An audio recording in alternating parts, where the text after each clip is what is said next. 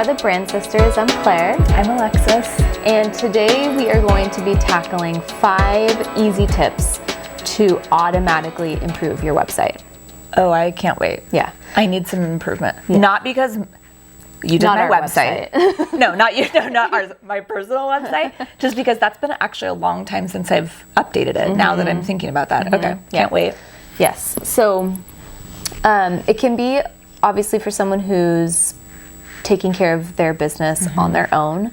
It could be a lot to manage, right? We end up wearing a lot of hats, and you and I both know that because we started our own businesses before merging on our own, and obviously with time we pulled in people to bring their expertise, but especially at first it's really easy to feel like you got to do everything on your own, and it's really hard to do that in an expert capacity. So there are 5 tips that are really easy to do, right? But they can make the world of difference when it comes to a visitor coming to your site and feeling like you're relevant and I want to be part of what you're doing.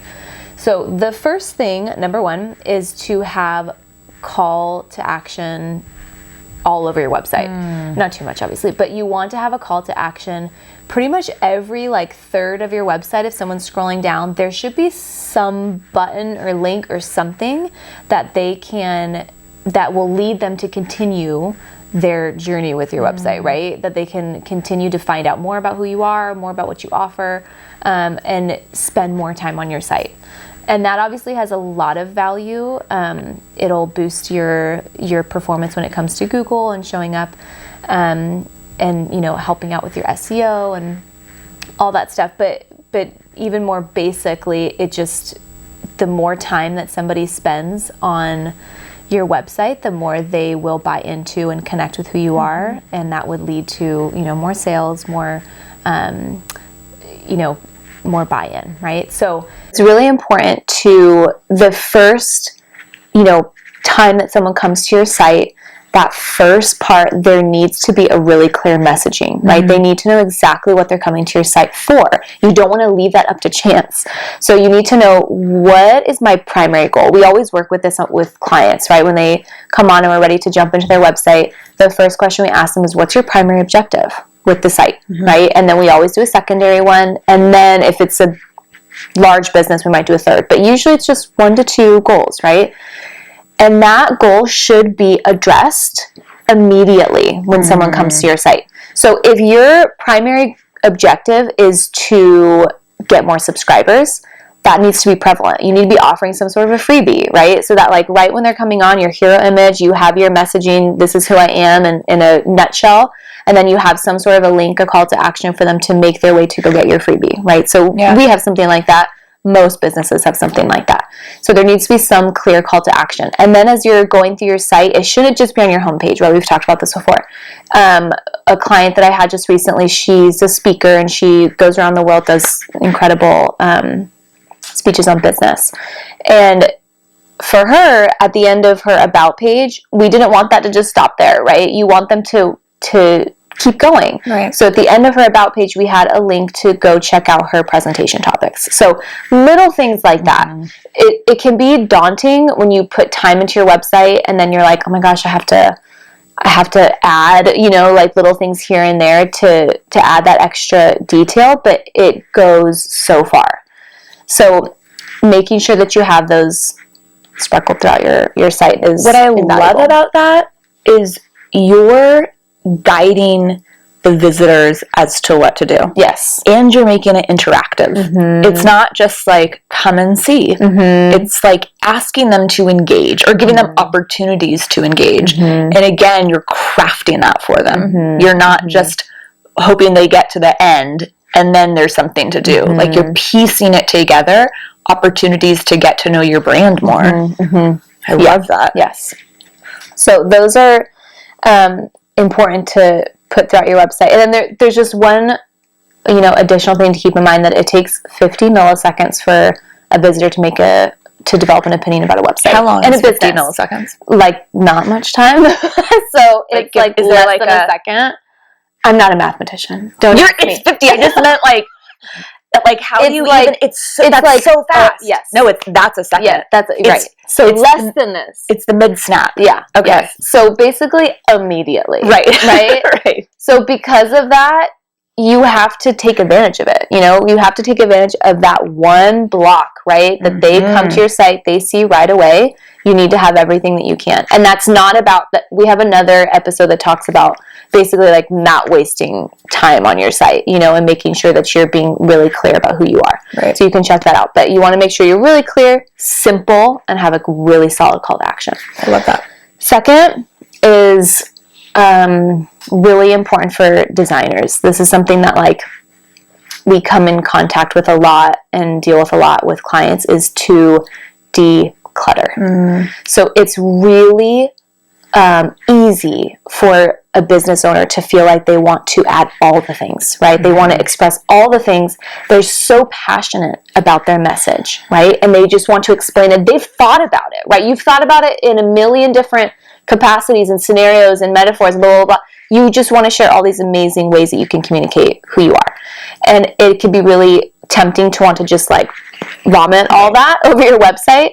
And that could come into play with copy, but also imaging, right? Like you can have like tons of photos, right? When really what could be the most effective is just one solid image of you, right? Instead of having like 20 gallery or pictures in a gallery, that's oftentimes not the most effective unless you're trying to display a body of work, right? So simplifying, letting copy and images breathe and let people take it in, right?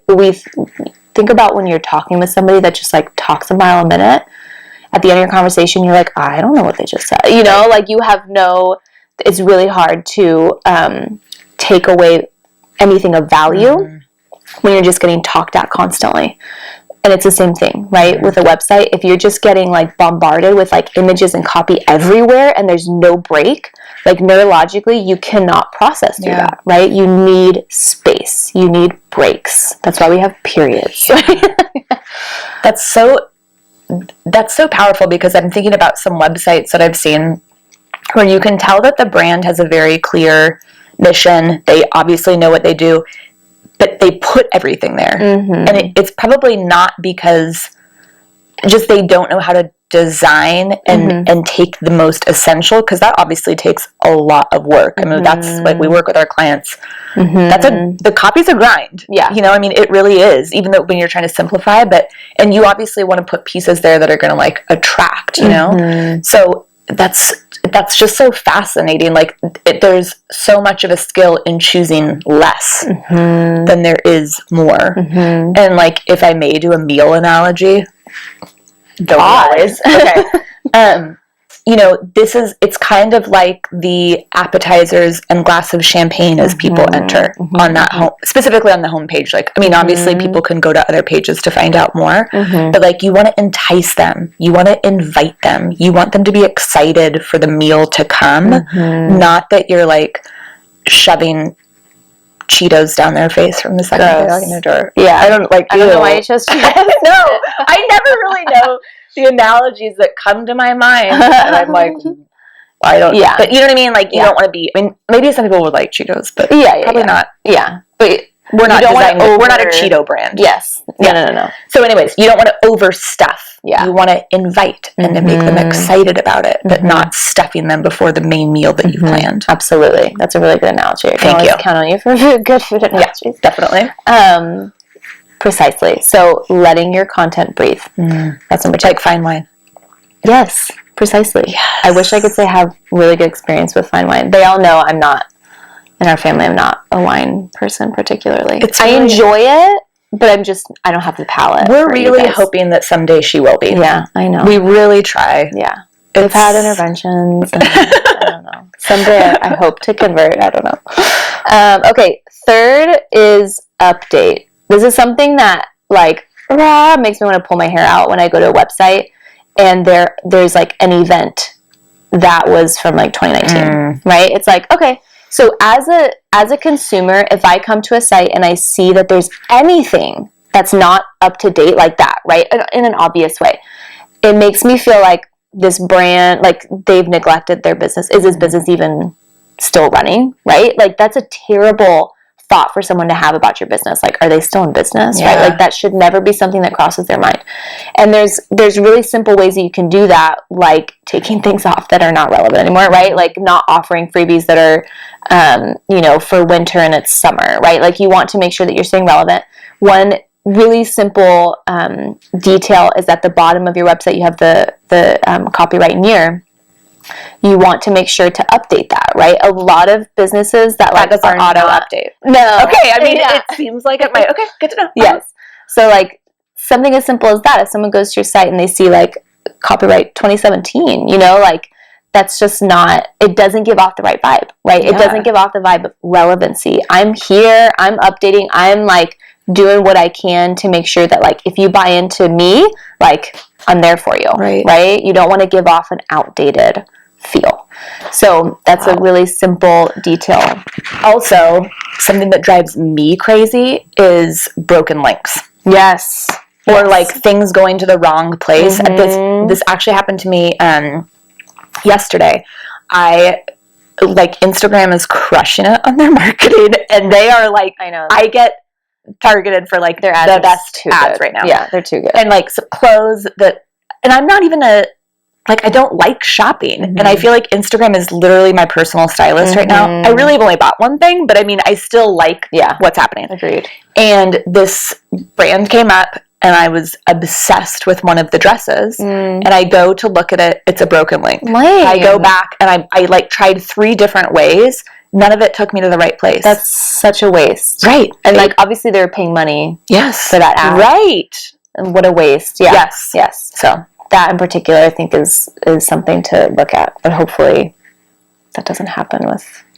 Well, true, but like the point is like checking your links, right? Or today, actually, is me with a client this morning, and she has some different marketing channels, and one of them is YouTube. And in our pre-consultation paperwork, she's like, check out my YouTube. Like, I obviously want to see like all of her brand, and that was expressed like it was one of the most important things for her marketing, and the link was broken on her website. And I was like, I couldn't check it. I don't know. And then I'm like, do I Google it? And I was like, well, so I did Google it because I was obviously doing the work with her. Right. But I was just thinking like nobody else is going to be doing that. Right. So really checking those too. Absolutely. Okay. The 4th thing is such a small thing, but it makes a big difference, is to delay your pop-up. So if you are having any sort of promotion, then I always equate or use the metaphor of like dating, right? Like, you would not propose on the first date, right? If somebody pops onto your website and within 1 second they have the pop-up coming up saying, hey, subscribe to my newsletter, get me in your inbox every day. It's like, why would I don't know you, like, why would I want that if I don't know you yet? So to delay it. And I often have clients be like, hey, like, my pop-up waits like 10, 15 seconds until it comes up. I'm like, like that is intentional, like, you want to make sure that you give a person a few seconds at least to see who you are, right? They need to be able to scroll down your homepage at least a little bit to be like, I like her vibe, right? Like, I like this business. This is cool. And then when something pops up and it's an opportunity to be like, hey, I get something free from them that I'm interested in, absolutely, I'm down, right? But if you're doing that beforehand, before they've bought into you, which honestly, it really should not take that much time for someone to buy into you, right? Right. I mean, hopefully not. But yes. If you're communicating yourself well. Right. But then you would have so much more success. But if I'm jumping to a website and a pop-up comes up right away, immediately I think salesy, right? It makes me feel like I am getting assaulted, like, and it's in a way where I'm not, even if I might have liked the brand, it like irks me, I'm like, I'm done. I don't want to be sold to. If this is an indicator of what you're going to be like in my inbox, like, I don't want that. I don't want someone like bombarding my inbox constantly being like, hey, buy from me, right? So delay, date. I never thought about that. That's like amazing. And the analogy though is so spot on, because our email addresses are very valuable because we get so many emails, So I feel like it's something that I probably overthink that who I'm like giving my email address to. And I'm like the queen of unsubscribing too. Like I hate so many emails. So like I have to, so bottom line is I unsubscribe from things all the time. So I want to really feel invested in whoever I'm giving my email to. And that is so true. Like if it's pushy, it makes me feel like this is not, I don't even want this. That. Yeah. Even if it's someone you like, that gets annoying. Right. Yeah. Good one. And then the last one is, at this point, especially there have been some studies because of COVID, that over 50% of traffic to any website is mobile now. So it is not just optional. Like beforehand it was like mobily optimized, like think about, making sure that your site appears well on mobile. But now it's like, no, like you need to almost be thinking about mobile first, which is like kind of revolutionary in the web designer world. It's like, oh man, we really have to, make sure that we're paying attention to this, because it's when someone comes to your website and you've spent all this time, especially if you're doing your website on your own, making sure that everything looks well on desktop. It's like half those people are coming to your site and it may not be optimized for that kind of experience. And we've talked so much about how important it is to make sure that experience is curated and it's catered to your ideal client. And if they're coming to you and let's say you're a wellness brand, you want them to feel like at ease, right? And like they're getting this like peaceful, calming experience, and you have like everything's condensed and things are off and the formatting's weird and all that affects the experience. And especially if you're like we were talking about Instagram, their ads are just like dynamite right now. Like I am absolutely clicking on way more businesses than I ever have. Yeah. And because we are getting targeted way more than we ever have, right? Like on social media, we get targeted all the time. And so I am like, and we are not shoppers and we're doing it. Yes. It's like we can guarantee most people are visiting more businesses than they ever have mobily, right? So it's like we have to make sure that how you're presenting yourself on your website looks good on mobile too. And especially if you're using a website platform on your own, right? Like Show It or Wix or Squarespace or, whatever it might be, WordPress. You actually have to go in and like after you've done your desktop modification, you actually have to go in and like change it for the other devices. You have to manually do that, right? So one reason why it can be easier just to hire someone and be like, hey, can you just like take this off my plate, But if you're not able to do that at this point, you need to make sure you're going in and formatting things, hiding things. Like you don't have to have everything be on your mobile version, right? Like you have so much less space. Use it wisely. That's so true. I mean, I remember when you did my first website, and anytime I would do minor updates like on my own, and sometimes I wouldn't be thinking about the mobile. And then when I finally got in the habit of checking the mobile, probably because you were like, you need to fix your mobile, I would go and, it's nothing translated. Like, I mean, kind of, but everything was off, and like my boxes, as opposed to my text, I had to check to make sure the text links were still there. Like, it was a lot of like optimization that I had to do on the mobile part of it. So I think that that's so important, exactly like what you said. And back to Instagram ads for a second, I oftentimes will click on a link and check it out, and I oftentimes can't stand the way that it's like presented mobile. Not that it's like off, but if I'm not engaged mobily, and then the real investment for me is if I then decide to go look at it on my desktop. Because I'm not like, I do like to see things on a desktop. So if I like what they've done on the mobile, like I would actually, like I don't shop on my phone. So if I'm like, oh, I'd actually be thinking about buying something, I'm going to go to the desktop. So like, I'm not going to invest any further time, energy, potentially financially, unless I like the mobile version too. So yeah, it is oftentimes, especially now, like the gateway. Yeah, absolutely. So yeah, just those 5 easy tips, and those honestly don't take that much time to do. And I would always recommend quarterly at least, like checking out your website and making sure that you're just keeping things up to date, right? Delay your pop-up, give your design copies some space to breathe, update things, take things off that aren't relevant anymore. And if you don't have the time to add, new like relevant material, at least just take down the stuff that isn't relevant anymore, so that you can, just continue on in at least a steady manner. And then obviously keeping in the calls to action, so that clients or customers know what to do when they make their way to your site. Right. And then being mobile friendly. And Those we are have all of those and more, a checklist to make sure that you can use that to keep your website relevant on our website, onimela.com. So you can go ahead and check out that. You can follow us on TikTok, Instagram, Pinterest, YouTube. we always do this every time. I feel like we need to all of them. Yeah, basically everywhere. You can find us everywhere. And we'll see you guys next time. Bye. Bye.